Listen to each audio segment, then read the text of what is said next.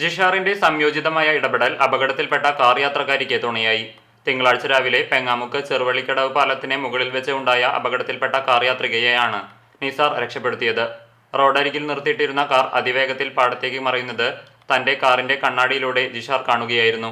ഉടൻ car park ചെയ്ത് അങ്ങോട്ട് ചെന്ന ജിഷാർ പാടത്തെ വെള്ളക്കെട്ടിൽ വീണുകിടക്കുകയായിരുന്ന കാർ കാണുകയായിരുന്നു. കാർ ഇടിച്ചു തകർത്ത വഴിയിലൂടെ പാടത്തെ വെള്ളക്കെട്ടിലേക്ക് ഇറങ്ങി ജിഷാർ കാർ യാത്രക്കാരിയായ താരയെ പുറത്തെത്തിച്ചു. തിങ്കളാഴ്ച രാവിലെ ചെറുവള്ളിക്കടവ് പാലത്തിന്റെ അപ്രോച്ച് റോഡിലാണ് അപകടമുണ്ടായത്.